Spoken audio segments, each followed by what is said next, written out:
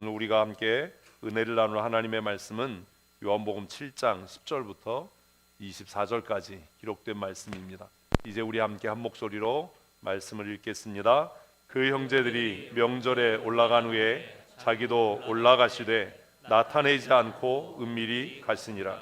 명절 중에 유대인들이 예수를 찾으면서 그가 어디 있느냐 하고 예수에 대하여 무리 중에서 수군거림이 많아 어떤 사람은 좋은 사람이라 하며 어떤 사람은 아니라 무리를 미혹한다 하나 그러나 유대인들을 두려워함으로 드러나게 그에 대하여 말하는 자가 없더라. 이미 명절의 중간이 되어 예수께서 성전에 올라가사 가르치시니 유대인들이 놀랍게 여겨 이르되 이 사람은 배우지 아니하였거늘 어떻게 그를 아느냐 하니 예수께서 대답하여 이르시되 내 교훈은 내 것이 아니요 나를 보내신 이의 것이니라.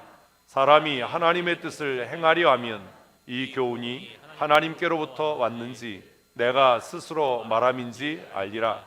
스스로 말하는 자는 자기의 영광만 구하되 보내신 이의 영광을 구하는 자는 참되니 그 속에 불의가 없느니라.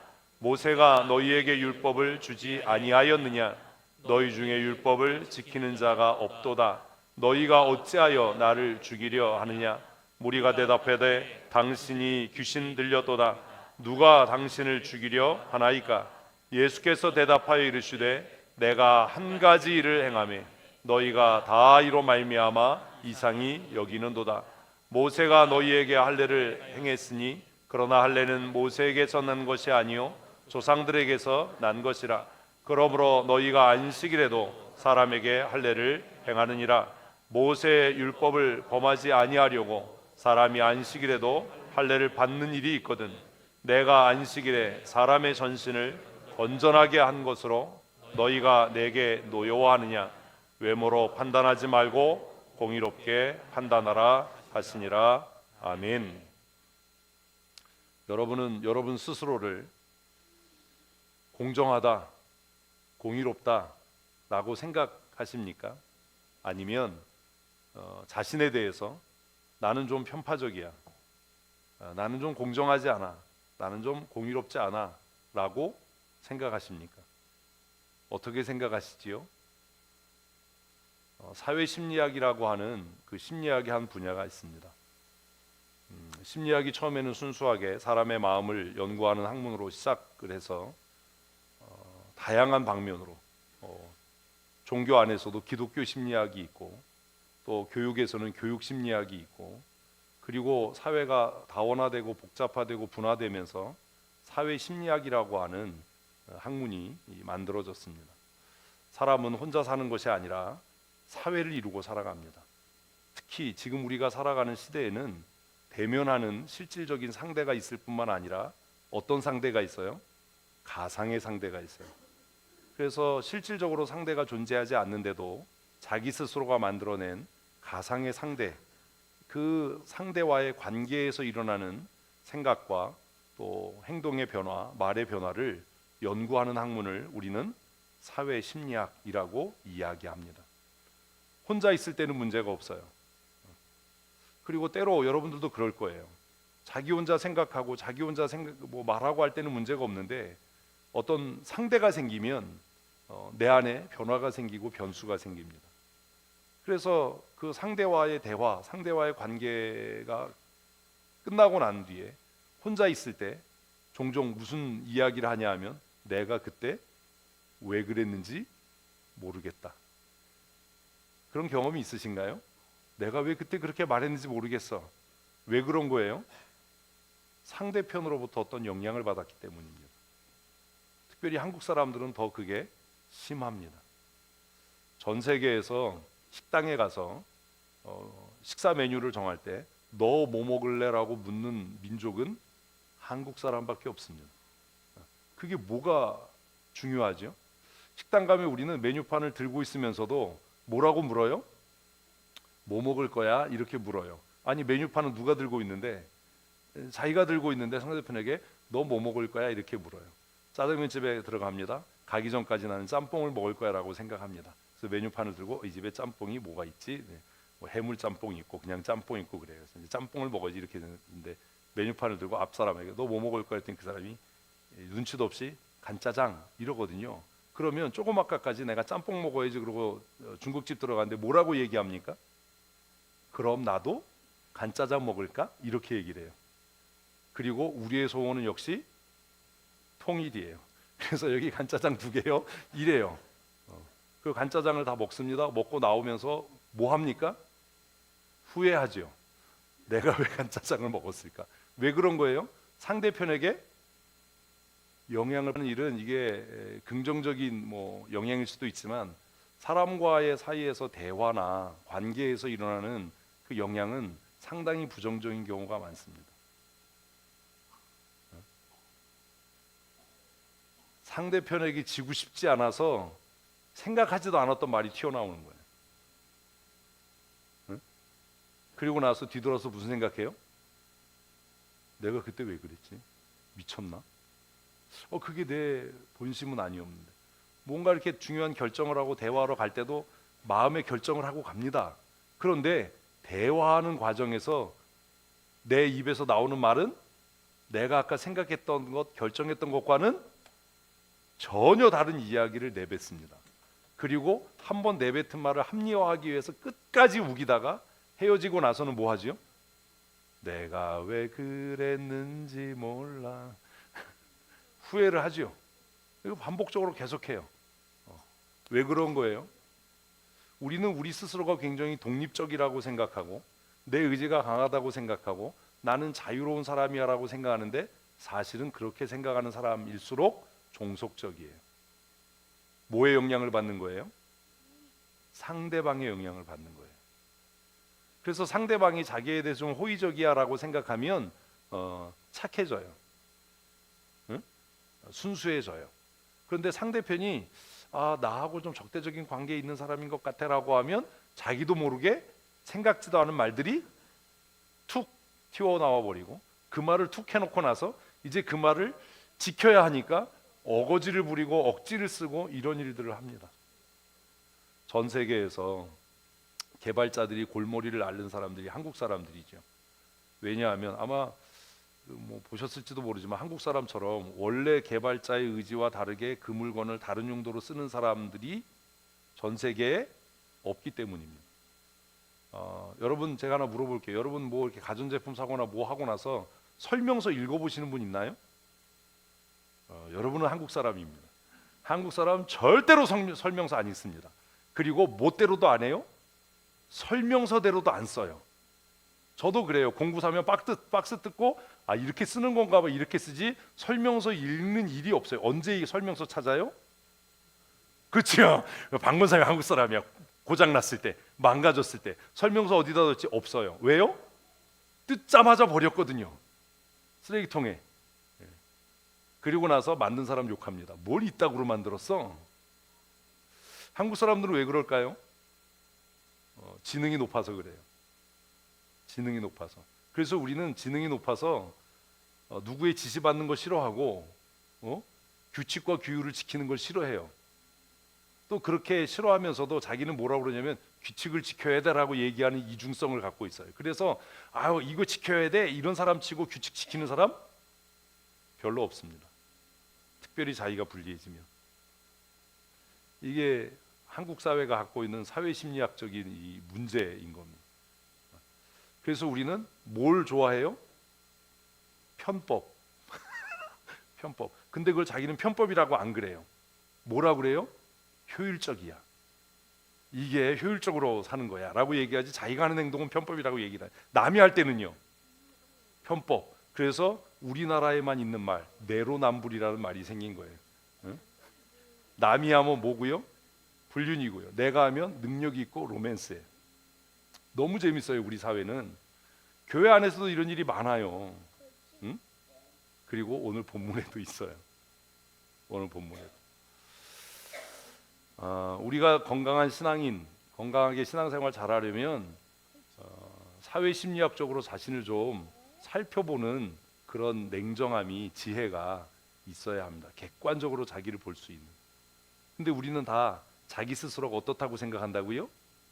의롭다라고 생각해요.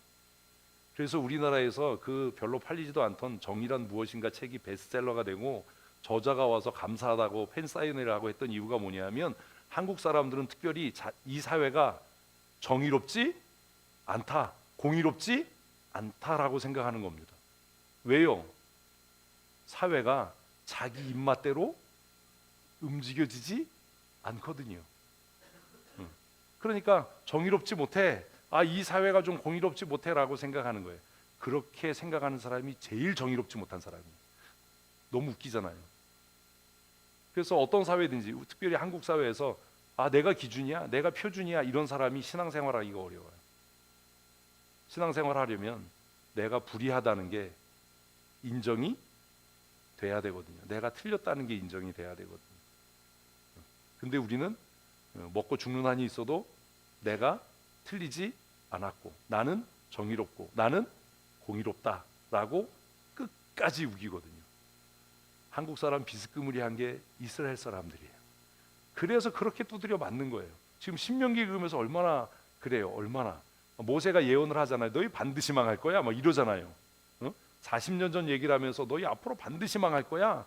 내가 너희들 망할 줄 알고 염려해서 얘기하는 거야. 이 얘기 하잖아요. 왜요? 그 사람들도 머리가 좋거든요. 그러니까 어떻게 생각해요? 하나님이 이렇게 말씀하셨지만 원래 뜻은 그게 아닐 거야. 하나님은 그렇게 말씀하셨지만 사실은 하나님 마음은 그게 아닐 거야. 하나님이 여호와만 섬기라고 그랬지만 그게 꼭 바알을 농사를 지으면서 바알을 섬기지 말라는 뜻은 아니었을 거야. 그래서 우상을 섬기는 일에. 여러분도 그래요. 목사님 이렇게 얘기했지만 사실은 목사님 뜻은 이게 아닐 거야. 응? 제가 가족 모임에 갔었는데 저 이제 장인어른이 90회 생신이어서 안 드시겠다고 그러는데도 딸들이 억지로 아버지 국수 좋아하니까 국수 드셔야 돼 그러고 국수 말아와서 아버지 시장하시니까 드셔야 돼 그래서 안 드시겠다는데도 음식을 떠와서 억지로 입에다 막 떠넣으려고 그래요. 본인의 의사는 관계가 없는 게 아니라 중요하지 않아요. 왜? 그 사람이 배고픈지 안 배고픈지가 누구 기준이에요? 내 기준이야. 너무 웃기잖아. 아버지는 시간 딱 되면 밥 드시는 분인데 벌써 12시간 넘는데 얼마나 배고프시겠어. 누가요? 딸이. 아버지는 배 안 고프시대는데 네? 아버지 국수 좋아하시니까 국수 드셔야 돼. 누가요? 딸들이. 아버지 안 드시겠다는데 이제 당신 생일에 막 자식들 다 모이고 막 이러니까 너무 기분이 좋아서 드시고 싶은 생각도 없는데 그걸 드셔야 된다는 거예요. 왜요? 자기가 기준이거든요. 자기가 효녀고 공의롭고 자기 그래서 이거 놔두라고 그래도 아니야 아버지는 이거 드셔야 돼. 제가 보면서 저분은 아주 확실하게 뭐다? 한국 사람임에 틀림이 없다. 우리가 신앙생활이 잘 안 되는 이유, 지독하게 말을 안 듣는 이유, 내가 어떻기 때문에 공의롭다, 내가 공정하다라고 착각하기 때문입니다. 어제 큐티 본문에서 모세는 뭐라고 얘기하냐면 착각하지 마라라고 얘기해요. 착각하지 마라. 그래서 어제 제 큐티 제목이 착각하지 마라. 그 뒤에가 있어요. 착각하면 뒤진다. 근데 그거는 쓰기가 어려우니까 앞에다가 착각하지 마라라고만 썼어요. 우리는 내가 의롭고 내가 공정하다라고 하는 착각 속에 살아요. 내 판단이 옳고 내 생각이 옳아. 이게 가장 합리적이야라는 착각 속에 살아요. 그래서 신앙생활이 힘들고 어려운 겁니다. 누군가가 내 뜻에 따라주면 그게 기쁘고 즐거운데 신앙생활은 하나님이 내 뜻에 따라주는 게 아니라 내가 하나님의 뜻에 따라야 하니까 그 사람에게 이건 괴로운 일이고 재미없는 일이 되는 겁니다. 이해되세요? 너무 재밌잖아요. 이게 사회심리학으로 살펴본 한국의 종교 현황인 거예요. 그래서 우리는 다 함께 예배하지만 여기 100명이 예배하면 하나님이 몇 분 계신 거예요? 100개의 하나님이 계셔요. 하나님이 이런 분이야 얘기해도 아니에요. 나는 그렇게 생각 안 해요. 이래요. 왜? 내가 아는 하나님이 정답이고 나는 공의롭고 내 판단은 옳기 때문입니다. 정말 그런가? 서론이 길지 오늘? 본문이 좀 어렵습니다. 그렇다면 우리가 고민해 봐야 될 게 있습니다. 왜 우리는 내 스스로가 공정하다고 느끼는가요?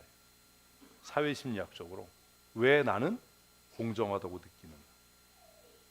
여러분 스스로가 자신을 공정하다고 느끼는 사람일수록 어떤 감정에 빠져들기가 쉽지요? 자기가 피해자라는 생각을 해요. 자기가 죄 없이 욕먹는다고 생각해요. 억울한 마음이 들어요. 그래서 무슨 생각하냐면 나는 평생 구박받으면서 살아. 응? 나는 평생 손해보면서 살아. 나는 평생 기 못 펴면서 살아라고 생각해요. 응? 자기가 공정하다고, 자기가 옳다라고, 자기가 의롭다고 생각하는 사람일수록 사회가 어떻게 느껴져요? 부당하게 느껴져요. 직장에서도 자기가 부당한 대우를 받는다고 느껴져요. 왜요? 자기가 생각할 때 자기가 어떻거든요? 공정하거든요. 공의롭거든요. 내 판단은 공정하고 내 생각은 공의롭고 내 생각은 정답인데 왜 저 사람은 내 생각에 동의하지 않는가? 왜 내 생각대로 움직여지지 않는가? 그래서 우리는 만나면 먼저 서열 정리부터 해요. 왜요? 내가 주도권을 줘야 되니까. 우리는 만나면 서열 정리부터 하는 그 행위의 대표적인 게 뭐냐면 밥값 내가 낸다예요. 박 권사님, 누구랑 만났는데 그 사람이 계속 권사님 만날 때 계속 밥값을 내거나 차값을 내면 권사님 마음이 어떠세요? 불편하죠. 왜 불편한지 아세요? 처음에는 좋아요. 두 번, 세 번 계속되면 불편하지고 짜증나요. 왜요? 우리의 마음속에 그런 생각이 드는 지가 뭔데 계속 밥을 사?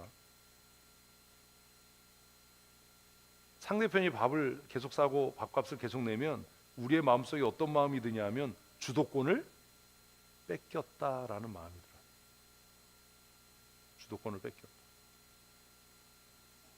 이 테이블의 주인은 누구야? 나야. 그러니 누가 내가 밥값을 내야 되는 거야. 응? 그래서 우리는 그런 말도 해요. 내가 한 톱 쏜다. 다 꿇어라. 의구잖아요. 내가 한 턱 낸다. 근데 우리는 이게 뭔지를 몰라요. 우리는 주도권이 뺏기면 굉장히 불편해지고 마음이 편치 않아요. 근데 그런 마음으로 교회 와서도 신앙생활 하는 겁니다. 신앙의 주도권을 누가 주고 싶은 거예요? 내가요. 왜 이렇게 숙연해졌지? 누가요? 내가요. 하나님이 아니에요. 내가요. 절대로 포기 안 합니다. 그러니까 변화가 없습니다.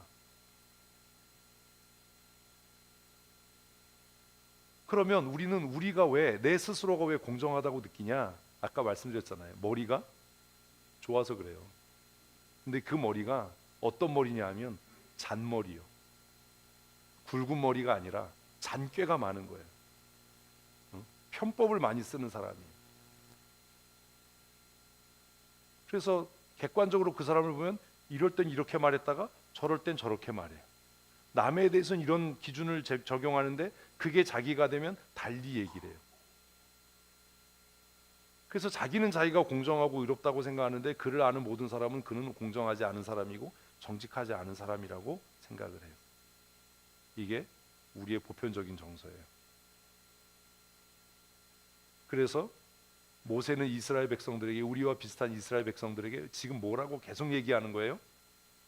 너희 공정하지 않아. 너희 정의롭지 않아. 신명기에서 계속 그걸 반복하고 있는 이유가 그것 때문이에요.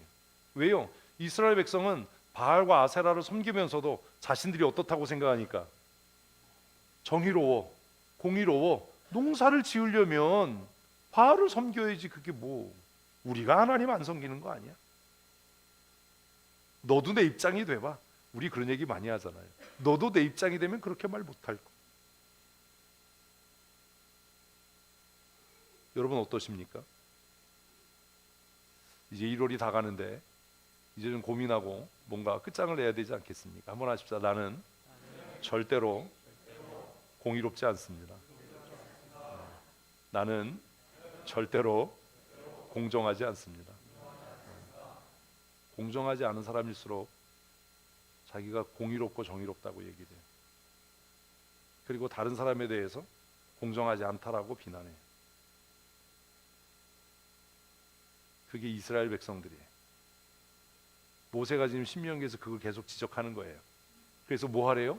네가 과거에 저질렀던 만행을 기억해라. 과거에 저질렀던 만행을 기억하면 네가 얼마나 공의롭지 않은지, 네가 얼마나 정직하지 않은지, 네가 얼마나 공정하지 않은지를 알 수 있지 않냐? 그래서 잊지 마라, 기억해라 라고 얘기하는데 우리는 이게 왜 그런지를 몰라요. 그래서 그냥 잊지 마라 이것만 쓰고 말아요. 이 짧은 시간이지만 여러분 지난 10년 동안 우리가 했던 일들을 한번 기억해 보십시오. 여러분이 했던 말들과 여러분이 했던 결정과 선택을 한번 기억해 보십시오. 그것들이 정말 공정하고 그것들이 정말 정의로운 일이었는지, 어렵지 않게 아니었다는 것을 알 수 있을 겁니다. 인정하고 싶진 않은 거죠. 지나간 시간이 우리가 하나님 보시기에 정의롭고 공의로웠다면 지금 우리는 에덴의 영광을 누리며 살아야만 합니다. 왜요? 신명기는 하나님께서 너에게 마침내 복 주시기를 원하신다라고 말씀하고 있습니다. 마침내 복 주시기를 원하신다. 그게 하나님의 진심이니까요. 마침내 복 주시기를 원하신다라고 말씀하신 하나님께서 마침내 우리에게 복을 누리게 하지 않으신다면 하나님이 아니든지 그러면 예수 믿어야 할 이유가 없는 거고, 그죠? 아니 왜 얼굴이 그래요? 아니면 내가 지난 날 동안 하나님 보시기에 정직과 선량한 일을 행하지 않았다는 증거 아닙니까? 하나님 보시기에 정직하지 않고 선량하지 않았다는 건 내가 하나님 앞에 공의롭지 않았다라는 거 아닙니까? 그런데도 우리는 여전히 이 말씀을 들으면서도 그래도 나는 최선을 다했고 그래도 나는 공의로웠다라고 주장하고 싶은 거예요. 이게 인정이 안 됩니다. 왜요? 한국 사람이니까요. 그러나 이게 인정이 돼야 비로소 신앙생활이 시작되는 거고 하나님의 은혜가 우리의 삶에 임하고 미치게 될 겁니다.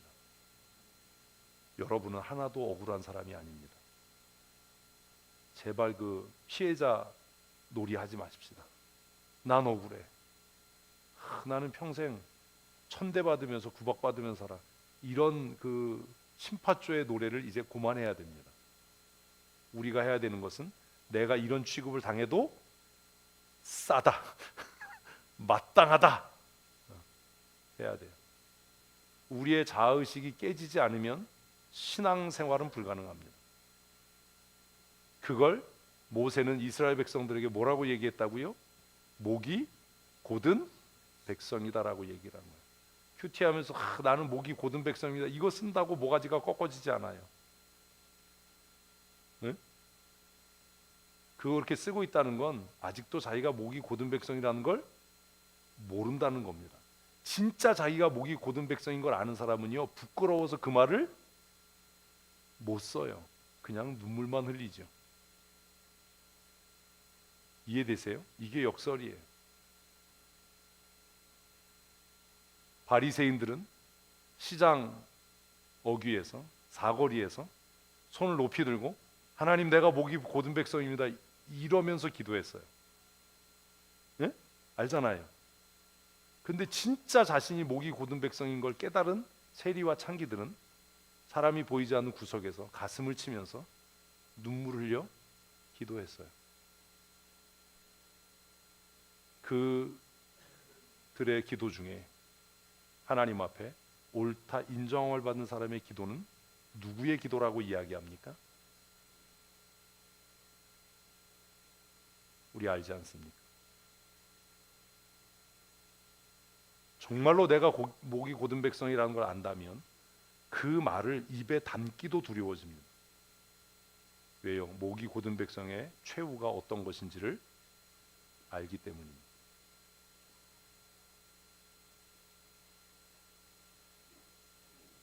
자신이 하나님 앞에 목이 곧은 백성임을 알아서 슬피 울며 자복하는 자는 하나님 나라에 들어가지만, 자신이 목이 곧은 백성임을 알지 못해서 하나님 내가 목이 곧은 백성입니다 이런 사람은 바깥 어두운 곳에 내어 쫓겨 그곳에서 슬피 울며 이를 갈미 있을 겁니다. 성경이 너무 재밌잖아요. 정말 자신이 목이 곧은 백성인 걸 아는 사람은 슬피 울며 애통하고 회개하고 그는 하나님 나라에서 위로를 받을 것이지만,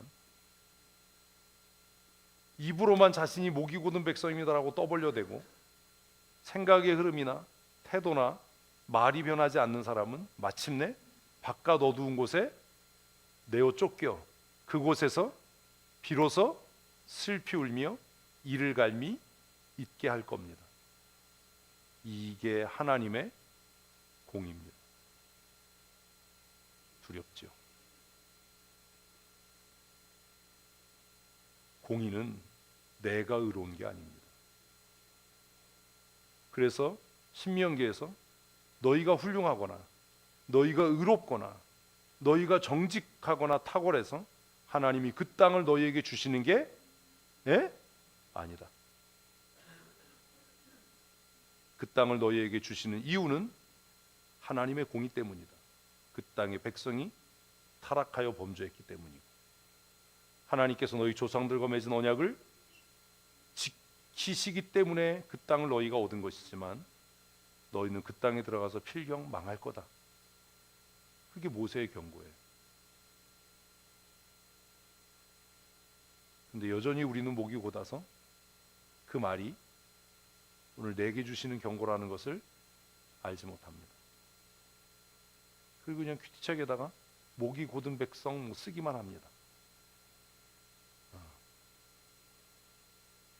사랑하는 성도 여러분, 청년신앙으로 승리하는 삶을 살기를 원하면 여러분의 자아를 꺾어야 됩니다.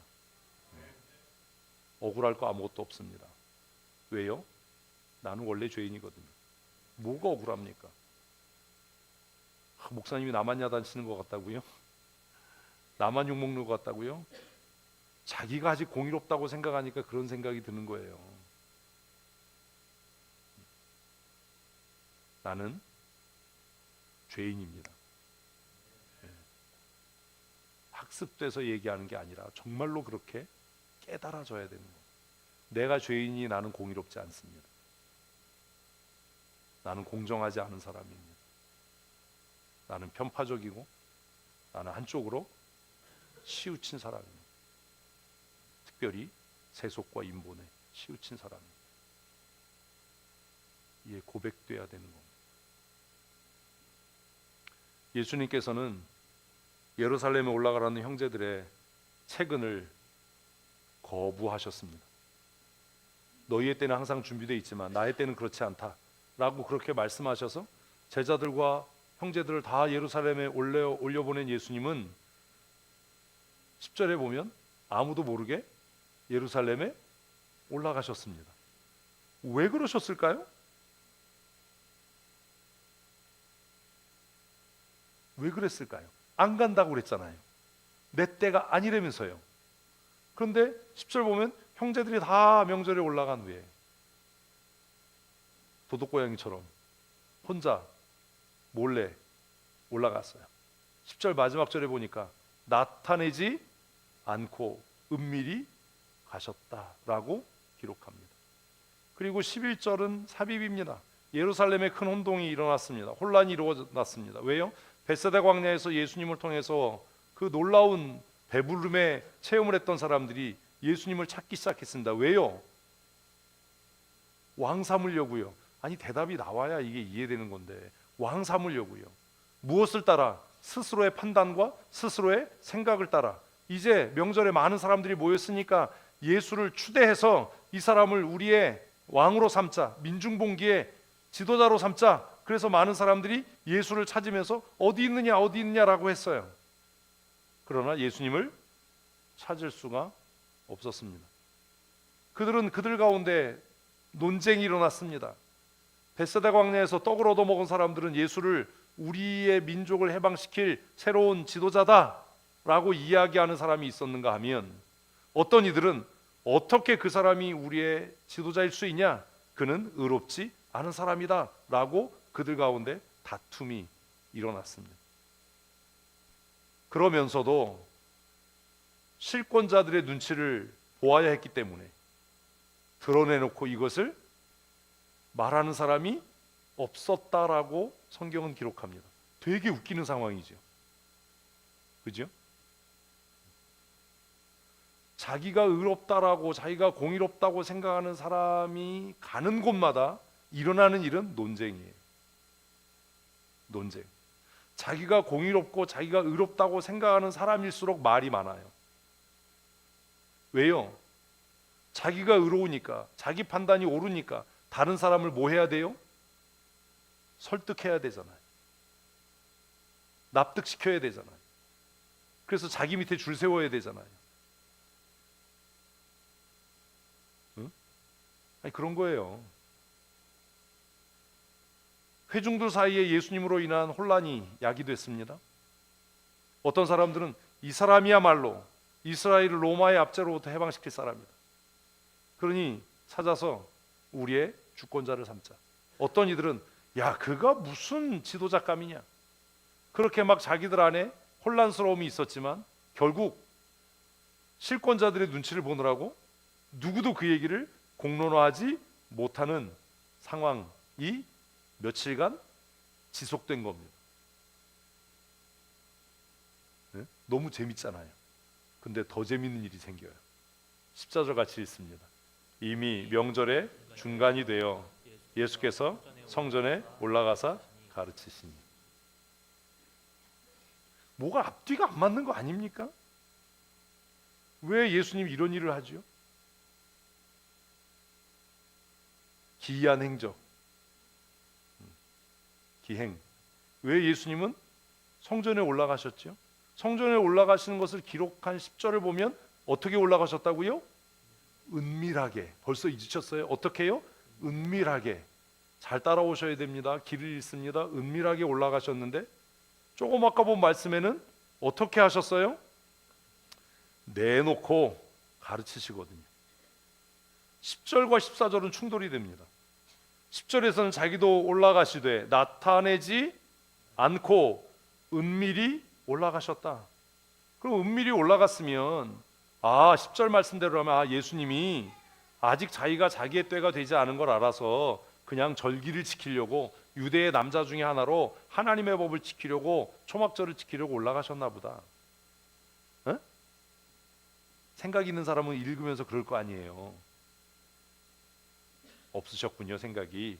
그런데 14절에 오면 이게 뭐지?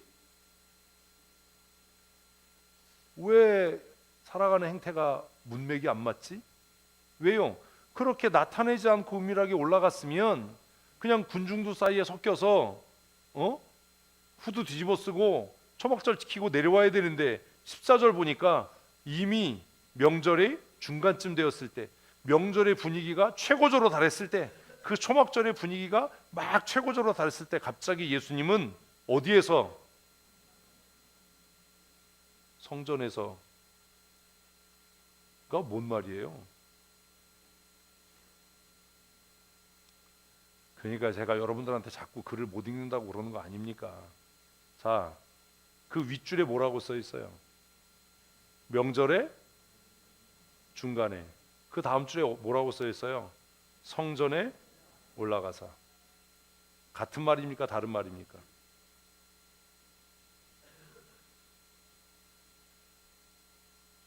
이해 안 되세요? 같은 말입니다. 무슨 말이에요? 중심에 섰다라는 얘기 아닙니까? 이해 안 되십니까? 명절의 중간에, 그 명절의 어디에서? 중심에서. 그리고 그 명절의 시간적인 중심뿐만 아니라 어떤 중심?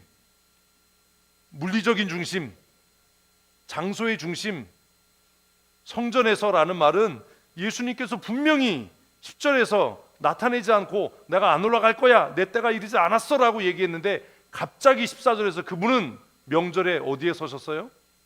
중심에 서셨어요. 왜 이런 이상한 행동을 하죠? 에이, 재미없잖아요. 잘 따라와야지. 말이 안 맞잖아요. 10절에서 뭐라고 얘기했는데, 은밀하게 나타내지 않겠다라고 얘기를 했는데, 그렇게 은밀하게 나타내지 않기 위해서 올라가신 양반이 명절에 언제 중심에, 아주 클라이막스 타이밍에, 예? 어디에서, 그 중심에서 뭐예요? 자신을 드러낸 거예요. 뭐 또 가르쳤다고 그러면 안 되고, 뭐 한 거예요? 자신을 드러내신 거예요. 아니, 동생들이 얘기할 때 안 드러낸다며, 안 간다며, 내 때가 따로 있다며, 너희 때는 항상 있지만 내 때는 따로 있다며, 너희들끼리 가라라고 해놓고 10절에서 아주 그냥 몰래 올라간 다음에, 은밀하게 간 다음에, 왜 그 절기가 절정에 달했을 때 성전에서 모든 사람의 이목이 집중되는 자리에서 그분은 자신을 드러내셨을까? 이렇게 이해할 수 없는 기이한 행적을 하시는 이유가 무엇인가? 고민해야 되지 않습니까? 생각해야 되지 않습니까? 여러분들에게 큐티를 해라라고 하는 이유가 뭐냐 하면, 이렇게 논리적으로 글을 읽는 훈련을 하지 않으면 성경이 기록된 본질을 이해할 수가 없는 거예요.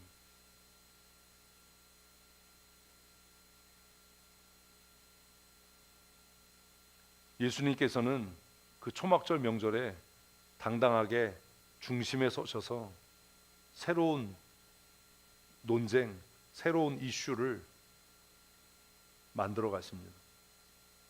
15절 읽습니다. 유대인들이 놀랍게 여겨 이르되 이 사람은 배우지 아니하였거늘 어떻게 그를 아느냐 하니. 이미 벳사다 광야 사건을 통해서 예수님이 모든 사람에게 알려진 거죠. 그가 어떤 사람인지, 그의 이력에 대해서 모든 사람이 알게 된 겁니다. 그의 이력에 대해서 알고 나니까 어떤 사람이에요? 목수의 아들이에요. 목수의 아들. 갈릴리 촌동네에 찢어지게 가난한 집안의 장남이고 목수의 아들이에요. 아버지가 일찍 죽었어요. 그래서 정규 교육을 받지 못했어요. 예수님이 사시던 시대가 굉장히 복잡한 시대였으니까 그냥 일상의 언어는 아람어를 썼을 거예요. 통용의 아람어. 그런데 지금 예수님께서 말씀을 하실 때 이 사람이 배우지 아니하였거늘 어떻게 그를 아느냐라고 하는 거 보니까 예수님이 말씀하신 그 말씀의 내용은 아람어가 아니었던 것 같아 보이지요. 사실은 그런 생각도 안 했는데, 뭐에 대한 이야기예요? 히브리어요. 구약의 모세 율법이 쓰여진 히브리어요. 이건 공부한 사람만, 우리는 영어를 그렇게 써도 안 되는데, 응? 우리가 아는 영어는 헬로우, 땡큐. 외국 여행 가는 사람은 하우 머치, 디스카운트 이런 거잖아요. 어떻게 이 사람이 정규 교육을 받지 않았는데, 고대 히브리어를 배운 일이 없는데 이 사람이 어떻게 모세의 율법을 아는가? 새로운 화두가 된 거예요. 이 질문에 대해서 예수님은 정말 색다른 대답을 내어놓습니다. 그게 16절입니다. 읽습니다. 예수께서 대답하여 이르시되 내 교훈은 내 것이 아니요 나를. 무슨 얘기예요?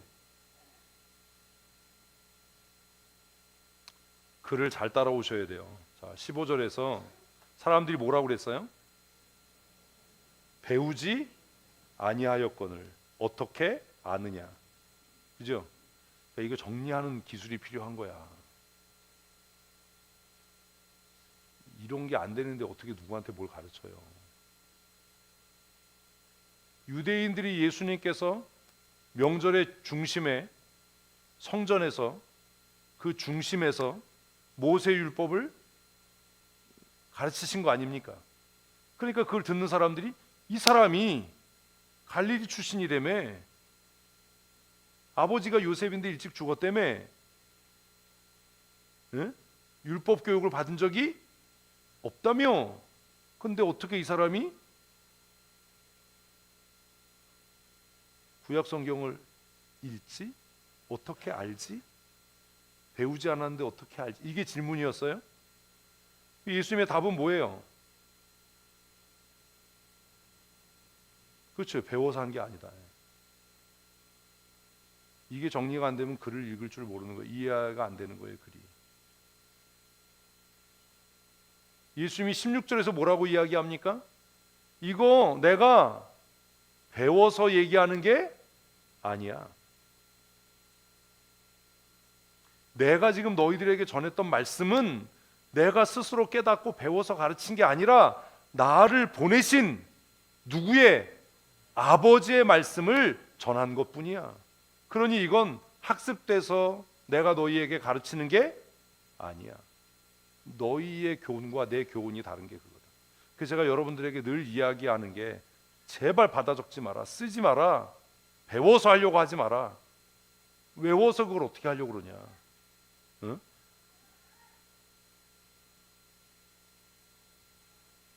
그렇잖아요. 성령이 스승 되셔서 정말 깨닫게 하시고 약속하신 말씀대로 나를 진리 가운데로 이끄셔야 되는데, 나 받아 쓰고 배워서 뭐 외워서 뭐 하려고 하니까 이게 낙심만 쌓이는 거 아닙니까? 내가 너희에게 가르치는 건 배워서 하는 게 아니라 나를 보내신 아버지의 것을 내가 너희에게 전하는 거야. 여기까지도 유대인들이 받아들이기가 어려웠을 겁니다. 유대인들의 마음속에 무슨 생각이 들었겠어요? 그럼 너를 보내신 분이 누구냐? 이게 당연한 거 아닙니까? 도대체 누가 너를 보냈다는 거냐? 왜요? 나는 보내신 자의 것을 너희에게 가르친다라고 얘기하니까 너 누가 보냈어? 이래야 되는 거잖아요. 상식적으로 대화가. 응? 17절 같이 읽습니다. 사람이 하나님의 뜻을 행하려면 이 교훈이 하나님께로부터 왔는지 내가 스스로 말함인지 알리라. 이게 지금 문제인 거예요.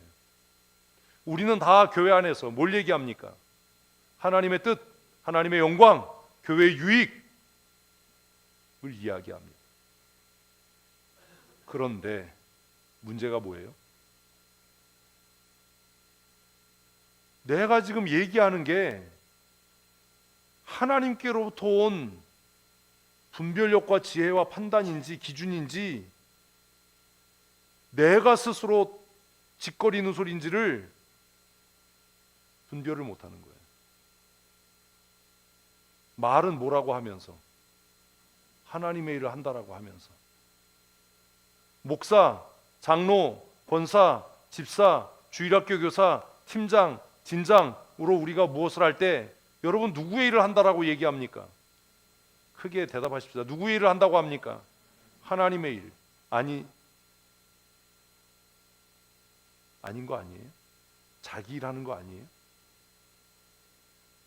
정말 우리가 주일학교 교사로, 진장으로, 팀장으로, 집사와 목사와 권사와 장로로 우리가 그 일을 할 때 하나님의 뜻을 행하려고 그 일을 하는 겁니까?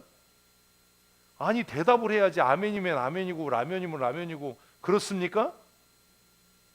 대답을 못해. 또 치사하게. 제가 목사로, 여러분이 집사와 권사와 장로로 무언가를 할 때 하나님의 뜻을 하려고 하는 겁니까? 여러분의 뜻을 하려고 하는 겁니까? 그러면 정말로 우리가 하나님의 뜻을 행한다고 생각한다면 내가 지금 하는 말이, 내가 지금 이루려고 하는 것이, 내 행동이 내 스스로 만들어낸 생각인지 하나님의 말씀과 하나님의 뜻에 기준한 건지는 먼저 뭐 해봐야죠? 생각을 해봐야 되지 않습니까? 어떻게 생각하세요? 그래요, 안 그래요?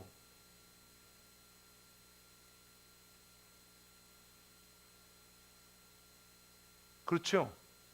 그러면 한번 솔직하게 얘기해 보십시다. 그럼 여러분들이 교회에서 이건 이렇게 해야 돼, 이건 이래야 돼 라고 여러분이 말하는 그 말이 여러분 스스로의 판단에 옳다라고 생각해서 하는 말입니까? 하나님의 말씀에 근거하고 입각한 겁니까? 이제 답 못하지요. 어떻게 생각하십니까?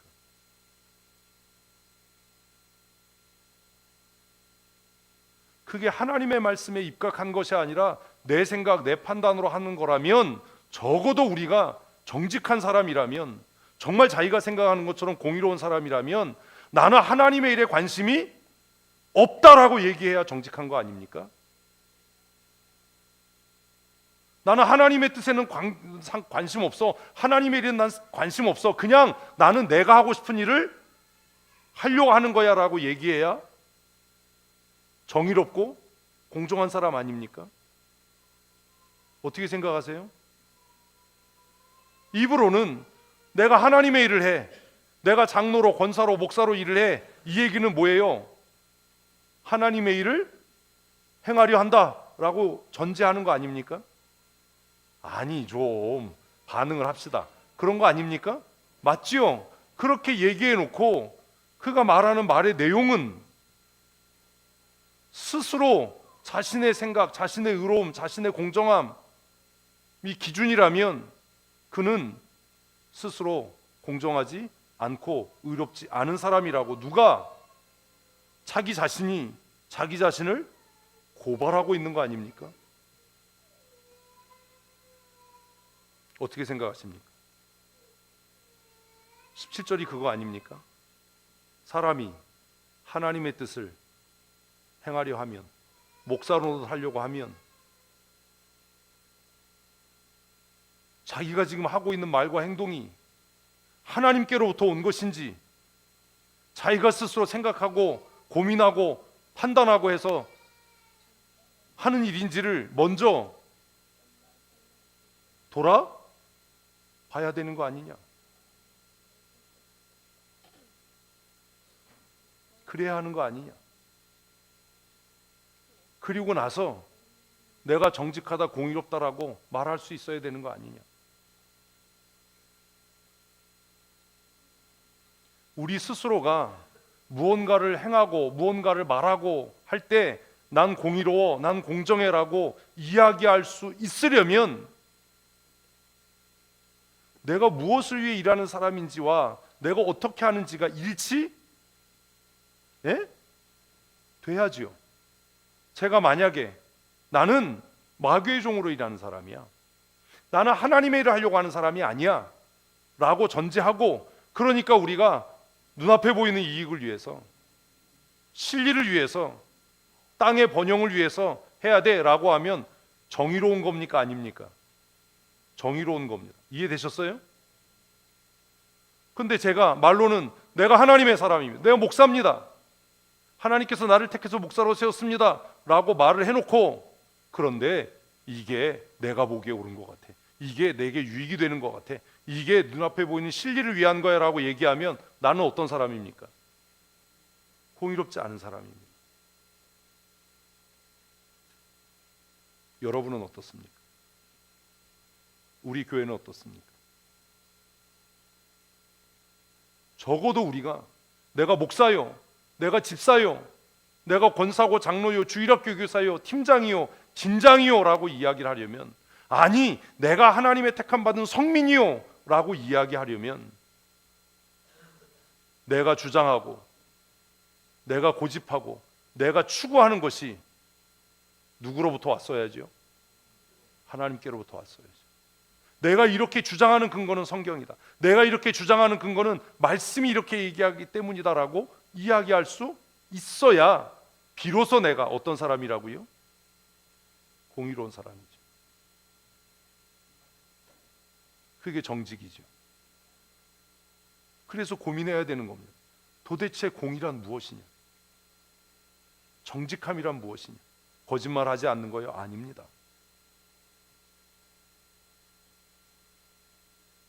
거짓말하지 않는 게 공의와 정직이 아닙니다. 우리는 이 깊은 고민을 해야 되는 겁니다. 마귀의 종으로 사는 사람이 거짓말을 합니다. 공의로운 겁니까? 공의롭지 않은 겁니까? 몹시 공의로운 겁니다. 몹시 정직한 겁니다. 이해되셨어요? 왜요?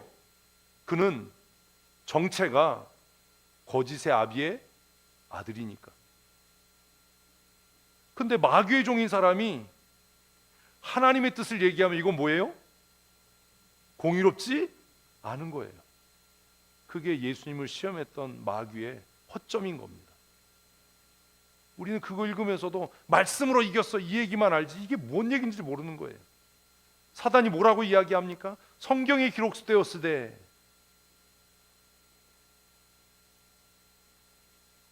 마귀가 하나님의 말씀을 인용하면 그때부터 공의롭지 않고 정직하지 않은 겁니다.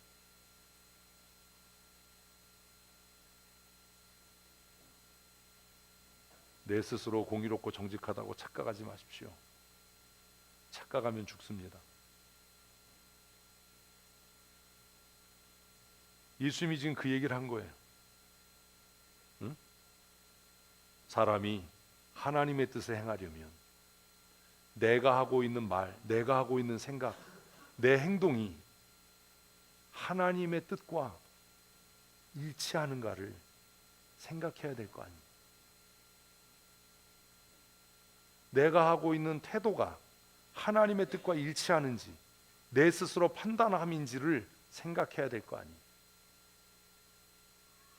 그래야 내 공의로움이, 내 정직함이 인정될 거 아니에요.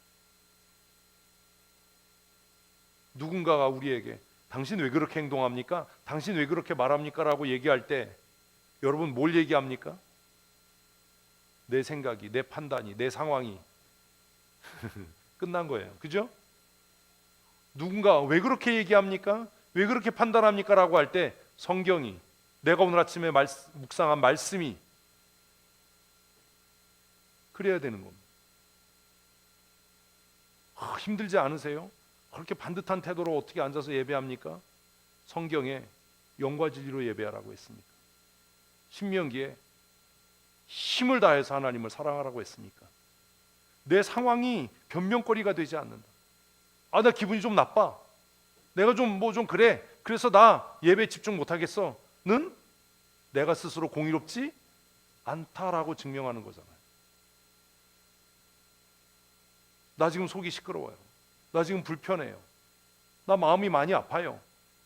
그래도 내가 최선을 다해 예배합니다. 왜요? 성경이 하나님께 예배하는 자는 그렇게 예배하라고 말씀하셨습니까? 지난주에 읽었던 시편이 1편부터 마지막 끝까지 여호와의 이름에 합당한 영광과 찬송을 그에게 돌릴지어다. 예물을 가지고 그 앞에 나아갈지어다. 머리 숙여 하나님 앞에 경배할지어다라고 말씀하셨으니까 내가 피곤하든 속상하든 우울하든 억울하든 나는 최선을 다해 하나님 앞에 예배한다. 내가 지난주에 읽었던 시편 150편 마지막 말씀이 호흡이 있는 자마다 여호와를 찬송하라고 말씀하셨으니까 내 마음에 속 시끄러운 일이 있고 내 마음이 우울하고 힘들어도 내가 목소리 높여서 아침에 같이 오는 밝은 얼굴로 내가 하나님을 찬송한다. 내가 우울하지 않아서 염려되고 근심되지 않아서가 아니라 성경이 나에게 호흡이 있는 자마다 여호와를 찬송할지어다 할렐루야 이렇게 말씀하고 명령하니까 모든 악기를 동원해서 찬송하라고 말씀하니까 나는 그렇게 한다. 이래야 내가 어떤 사람이요? 공의로운 사람이요, 의로운 사람이요, 공평한 사람이요. 아, 내가 지난밤에 잠을 못 자서요. 그게 뭐야? 아, 내가 좀 우울한 일이 있고 어느 집사와 다투고 싸워서 내가 오늘 예배할 마음이 아니에요. 그게 뭐야? 아무것도 아니잖아요.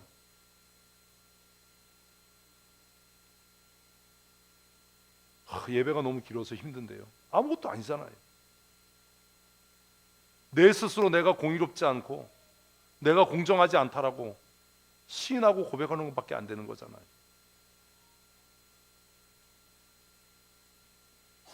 우리가 주의 뜻을 행하려고 이곳에 모인 사람인 줄로 믿습니다. 특별히 주의 뜻을 행하려고 목사되고 권사되고 장로되고 집사된 줄로 믿습니다. 아멘. 그렇다면 내가 하는 말이, 내가 하는 태도가 내 스스로 생각인지 하나님의 뜻인지는 선명하게 하십시다. 무슨 공의가 있습니까? 무슨 공평이 있고 무슨 정직이 있습니까?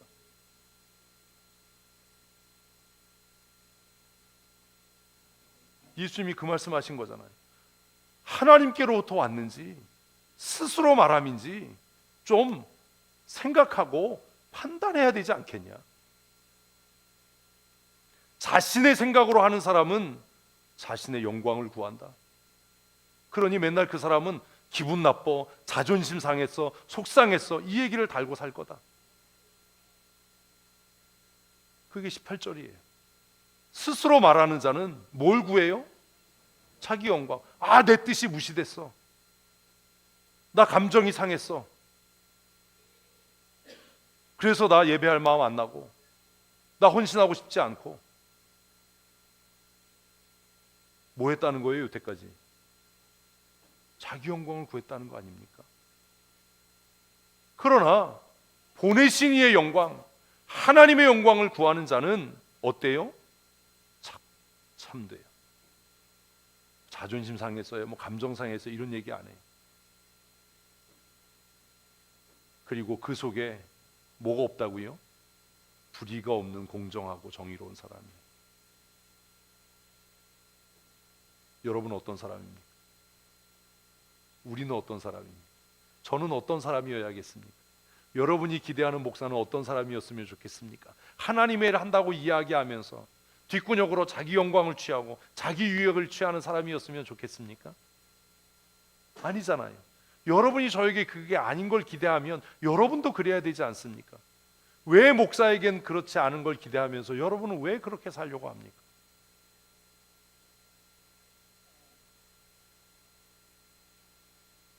그렇잖아요.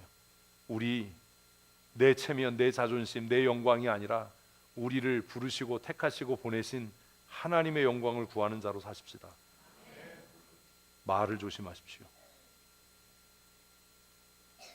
태도를 반듯하게 하십시오. 생각의 흐름을 잘 살피셔야 합니다. 그래야 정직하고 공의로운 사람입니다.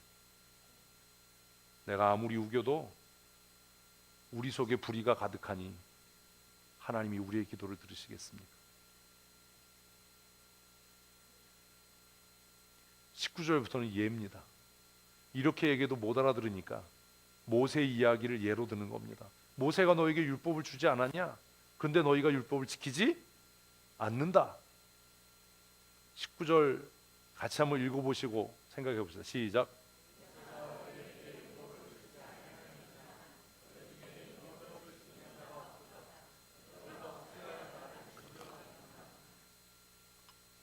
너무 비약이 심하지요. 논리적인 비약이 이 안에 있습니다. 어떤 게 문제지요?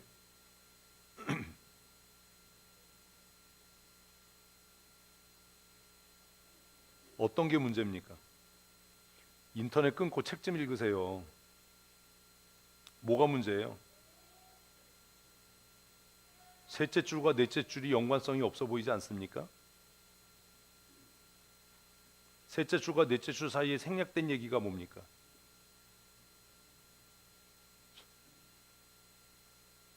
너희가 만일 모세의 율법을 지켰다면 나를 죽이려고 하지 않을 거다라는 말이 생략된 거 아닙니까? 그럼 그들이 모세의 율법을 지키지 않는 증거가 뭐예요? 예수님을 죽이려고 하는 거겠죠. 그들이 모세의 율법을 지켰다면 왜 예수님을 죽이려고 하지 않을까요? 모세의 율법 전체가 오실 예수님을 말하고 있으니까요. 이해되세요? 이걸 우리에게 적용하면 뭐가 되는지 알아요? 여러분이 왜 순종하지 않는지 알아요? 이렇게 되는 거예요. 여러분이 하나님의 법을 지키는 사람이라면 하나님이 보내시고 세우신 하나님의 사람에게 뭐 한다고요? 순종한다고요. 여러분 내일부터 출근하는 직장의 상사가 하나님께서 여러분에게 세운 사람임을 믿으십니까? 아멘은 무슨 아멘이야. 그 사람 운 좋아서 된 거지요. 그러면 우리가 아까 힘주어 찬양한 주의 주권과 주의 통치가 내 삶에 이루어지는 게 아니잖아요. 우리가 하나님의 주권과 하나님의 통치 아래 사는 사람임을 믿습니까? 그렇다면 내 위에 사람도 내 아래 사람도 누가 하나님이 세우시고 보낸 사람이어야 하지 않습니까? 논리적으로? 그런데 왜 내 위에 세운 권위에 순종 안 합니까? 직장 가면 일 안 하고 뺀질거리고 월급만 축내는 사람들도 있잖아요. 그냥 어떻게 그냥 잘 비벼서 승진해서 무능하고 무책임하고 이런 상사도 있을 수 있잖아요. 그런데 한 가지 잊지 말아야 될 게 있어요. 내가 하나님의 주권과 하나님의 통치 아래 사는 사람이라면 그렇게 무능하고 그렇게 무책임한 그 상사도 누가 하나님께서 누구를 위해서? 나를 위해서 세우신 줄 안 믿어져 씨. 그죠? 하나님 살아계시면 이럴 수가 없는 거야 씨. 이게 우리의 솔직한 마음이지. 하나님이 살아계시면 저 씨 이런 거죠. 그러니까 직장 생활을 통해서 하나님의 은혜 만나를 누리지 못하는 거예요. 저렇게 무능하고 무책임하고 저 사람도 하나님의 주권과 통치 아래 사는 나를 위해 하나님이 뭐 한 거야? 세우신 거야. 이게 인정돼야 직장에서 솔솔솔 내리는 만나의 기쁨을 누릴 수 있어요. 이게 이해가 안 되는 겁니다. 주의 주권과 주의 통치가 우리의 삶에 미치고 임하고 이루어지고 있다면, 그걸 믿는다면 내 위에 있는 무능한 상사도 내 밑에 있는 뺀질거리는 그 놈도 누구의 통치와 주권 아래? 하나님의 통치와 주권 아래. 하나님께서 누구를 위해서? 나를 위해서 보내시고 세우신 분이라는 걸 믿어야죠. 박문사님 직장생활 안 하니까 이게 아멘이 되는 거예요. 직장생활한 사람은 이거 아멘이 안 되지. 막 피가 거꾸로 솟지. 응?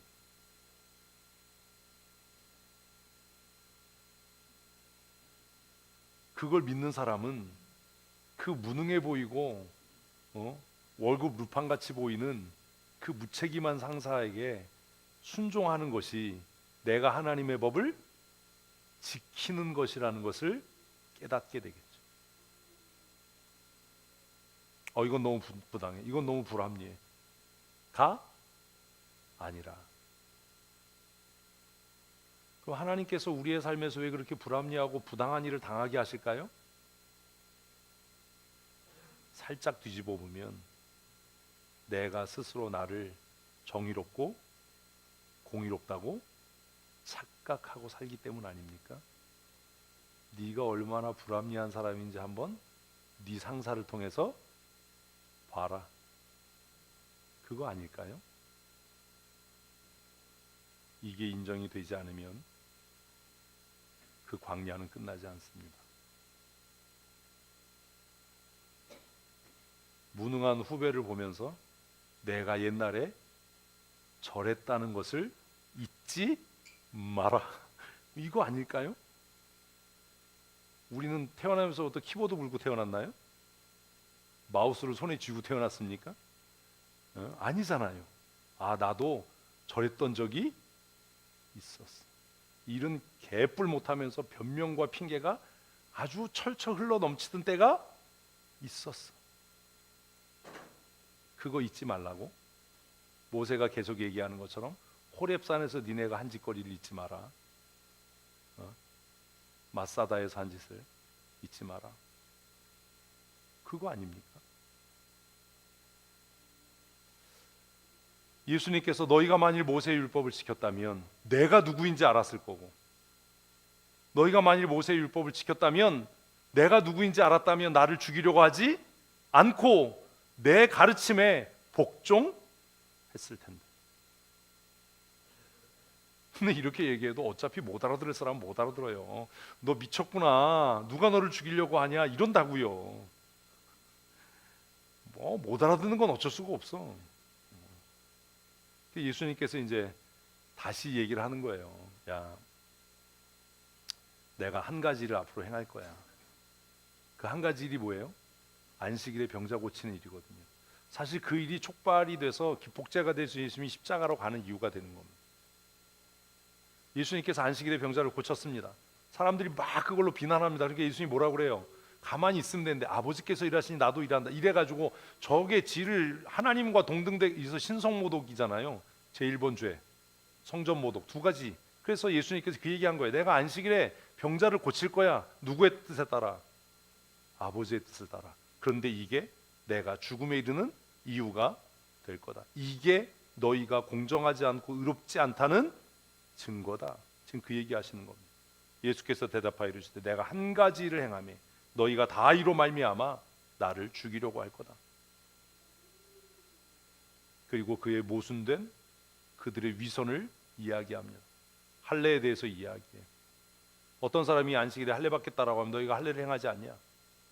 그래서 모세의 법을 지키려고, 할례의 법을 지키려고 하나님이 주신 그 안식일의 법을 범하지 않냐? 그런데 내가 그 안식일에 할례가 아니라 하나님의 형상으로 지음받은 에덴의 복을, 에덴의 영광을 누려야 할 하나님의 백성을 온전케 하고 건전케 해서 그가 새 생명을 누리게 하고 에덴의 영광을 누리게 하는 그 일이 뭐가 문제가 된단 말이냐? 왜 그걸로 너희가 노여워하냐? 왜요? 공정하지 않고 정의롭지 않기 때문에. 내가 누군가에 대해서 공정하지 않고 정의롭지 않게 보여진다면 어쩌면 내가 가장 불의하기 때문일 겁니다. 스스로 불의를 행한 사람의 눈에는 하나님의 정의와 하나님의 공정을 행하는 사람이 불의해 보일 수 있거든요.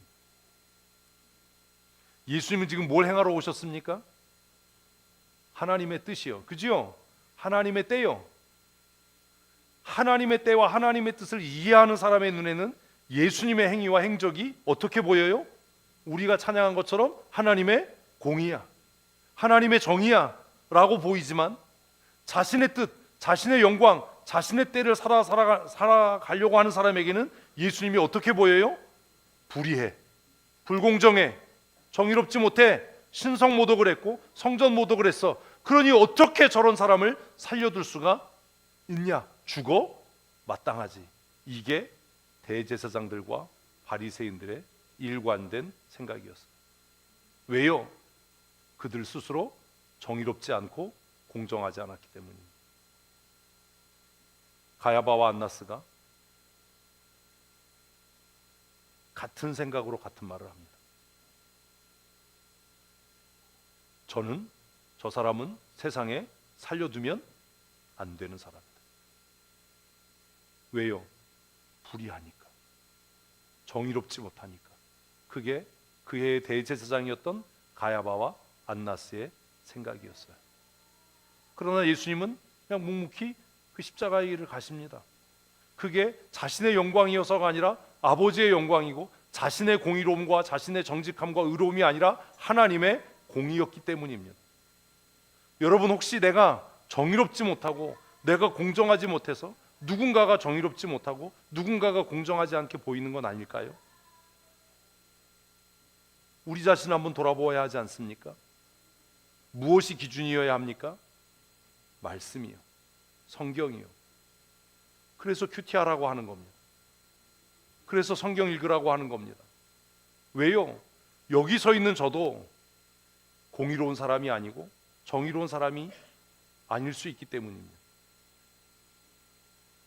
제 말과 행위가 하나님의 말씀과 점점 멀어져 간다면 저는 정의롭고 공의로운 사람이 아닙니다. 불의한 사람이고 부당한 사람입니다.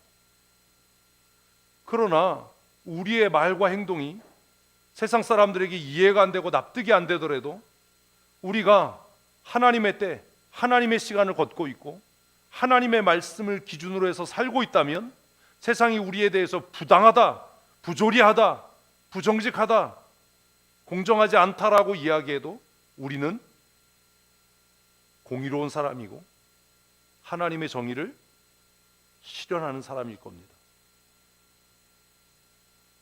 지난주 말씀을 다시 생각해 보십시오.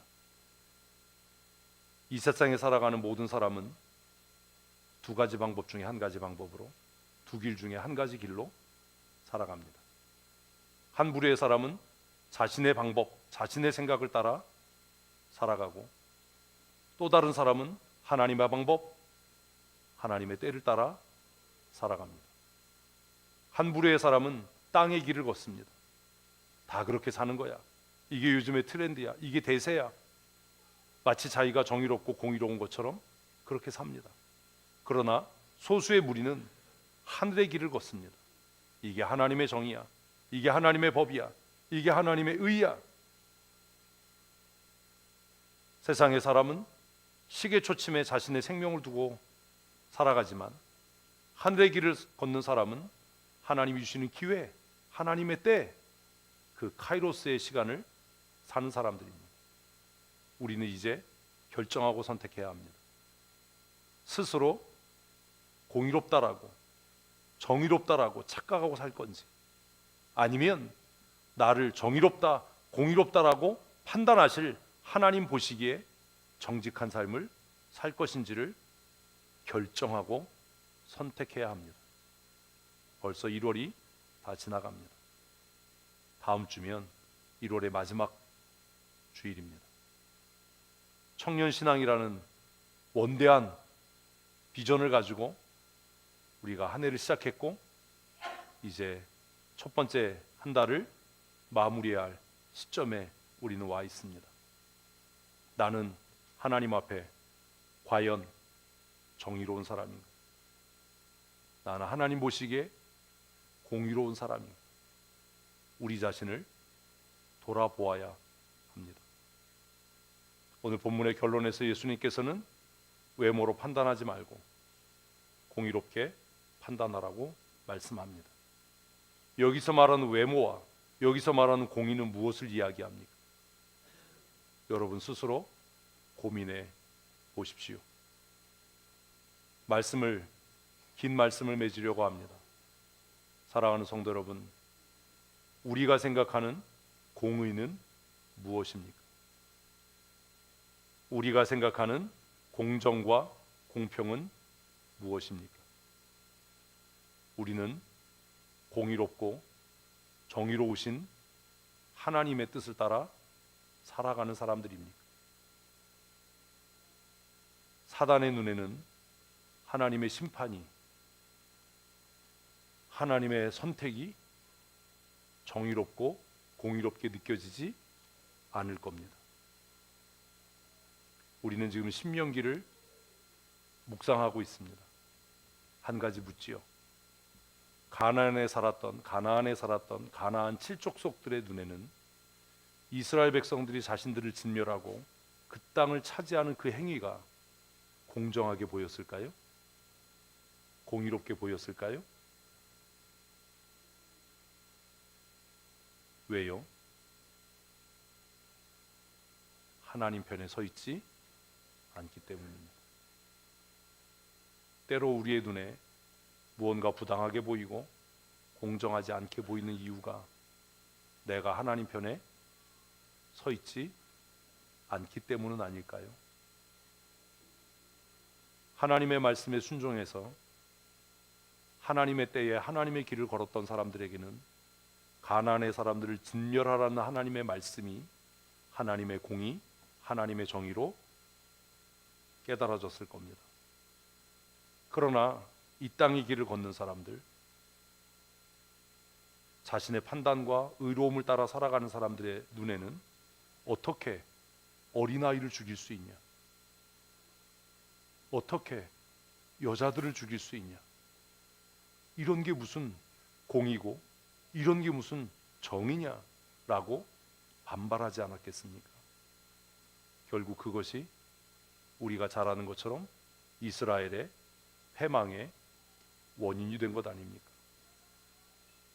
왜 우리가 그 땅의 사람들과 결혼하면 안 되는지, 왜 그 땅의 사람들을 살려두지 말고 진멸해야 하는지, 이 잔인함과 잔혹함이 어떻게 하나님의 공이냐라고 반문하는 사람들에게는 그것이 마침내 올무가 되어서 그 땅의 사람들과 같이 멸망당하게 한 것 아닙니까? 그래서 하나님께서 모세를 통해서 너희가 만일 그 땅의 사람들의 길을 걸으면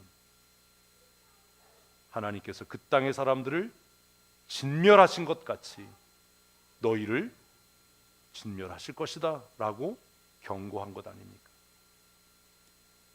선택해야 합니다. 여러분이 생각하는 정의, 여러분이 생각하는 공정함, 여러분이 생각하는 공의가 하나님께서 말씀하시는 정의와 정직과 공정이었으면 좋겠습니다. 우리가 분노하는 불의와 부당함은 하나님의 말씀에 대적함과 대항함이었으면 좋겠습니다. 그래야 그 공의가, 하나님의 공의이신 예수 그리스도가 우리를 살게 하실 것이기 때문입니다. 2024년 우리 청년 신앙으로 에덴의 영광을 회복하고 우리의 참 생명 되신 예수 그리스도로 말미암아 우리 안에 새 생명의 역사가 충만한 은혜의 삶을 사십시다. 세상이 말하는 정직과 세상이 말하는 공의를 따라 살지 않게 하시고 하나님의 거룩하신 뜻을 따라 살아가는 믿음의 사람으로 살게 하시니 감사합니다. 하나님의 때에 따라 하늘의 길을 걷는 거룩한 하나님의 사람 되게 하시고 하나님 앞에 정직하며 하나님 보시기에 선한 일을 행하는 믿음의 사람으로 살게 하여 주시옵소서. 우리의 구원이 되시는 우리 구주 예수 그리스도의 크신 은혜와 아버지 하나님의 크고 놀라우신 사랑하심과 성령님의 교통하시고 우리를 하나님의 공의와 하나님의 정의로 온전케 하시고 마침내 승리케 하시는 충만하신 은혜와 강권적인 역사하심이 오늘 하나님의 말씀을 듣고 이제는 내 생각과 내 뜻이 아니라 하나님의 뜻에 나를 복종시켜 하나님의 공의와 하나님의 정의를 실현해가는 믿음의 사람으로 살아가기로 다짐하는 사랑하는 주의 권속들 머리머리 위에와 우리 춘천 성도교회 위에 영원토록 함께 있을지어다. 아멘.